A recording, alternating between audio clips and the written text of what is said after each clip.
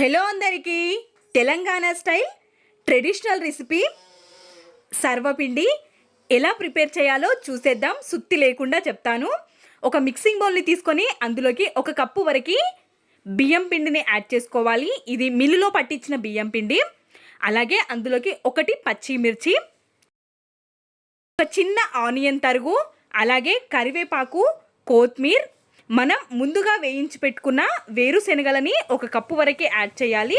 అదే కప్పుతో 1/2 cup నువ్వులని add చేసుకుంటే టేస్ట్ బాగుంటుంది. పసుపు, టేస్ట్కి సరిపడా కారం, టేస్ట్కి సరిపడా ఉప్పు, ఒక 1/2 స్పూన్ జీలకర్ర యాడ్ చేసుకుంటే ఫ్లేవర్ బాగుంటుంది. ముందుగా వీటన్నిటిని మిక్స్ చేసి కొద్దిగా వాటర్ని వేస్తూ మనం చపాతీ కన్సిస్టెన్సీ వచ్చేంత వరకు కలుపుకోవాలి.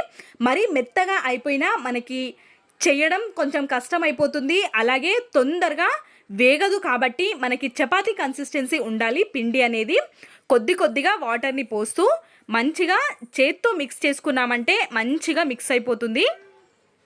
బ్లెండర్తో, స్పూన్తో చేయకుండా మనం చేత్తో మిక్స్ చేసుకుంటేనే చపాతీ పిండి చాలా బాగుంటుంది కదా. అలానే ఈ సర్వపిండికి కూడా చేత్తోనే మనం మిక్స్ చేసుకోవాలి. మొత్తం ఇలా నేను చూపిస్తున్న విధంగా చపాతీ ముద్దలాగా చేసుకొని ఒక మందపాటి గిన్నెని తీసుకొని, మీ దగ్గర ఒక మందపాటి గిన్నె లేకపోయినా కుక్కర్ గిన్నెని కూడా మనం యూస్ చేసుకోవచ్చు. నేను ఇక్కడ నాన్ స్టిక్ ప్యాన్ని కాస్త మందంగా ఉందని నాన్ స్టిక్ ప్యాన్ తీసుకున్నాను. ఇలా కొంచెం పిండిని తీసుకొని ఇలా స్ప్రెడ్ చేసేసుకోవడమే. ప్యాన్లో ముందుగా ఆయిల్ వేసుకోవాలి, అడుగంటకుండా ఉంటుంది.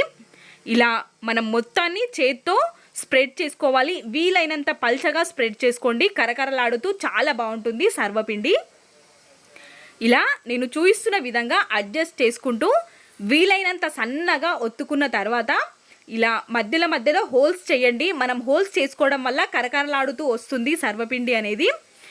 ఈ హోల్స్లోకి ఇప్పుడు మనం స్టవ్ పైన పెట్టేసుకున్న తర్వాత అందులోకి హోల్స్లలో మాత్రమే ఆయిల్ని యాడ్ చేసుకోవాలి.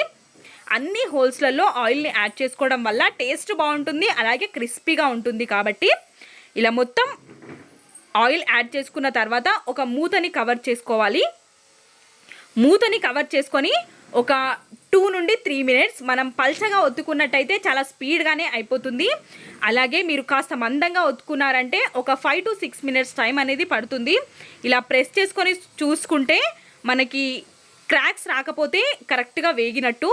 అది తీసేసుకొని మనం ఇంకొక ప్యాన్లో సర్వపిండిని పెట్టేసుకోవడమే.